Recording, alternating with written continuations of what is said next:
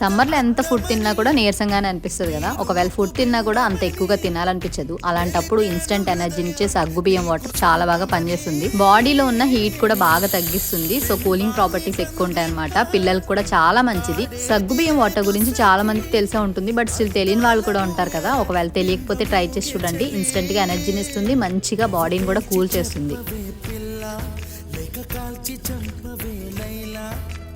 జీవితం నీ కను పాపలతో వెంటాడి కవేటాడొద్దే. లేదని చెప్పా నిమిషము చాలు, లేదన్న మాట తట్టుకోమంటే మళ్ళీ మళ్ళీ నాకొక జన్మే కావాలి. ఏమి చేయమందువే, ఏమి చేయమందువే.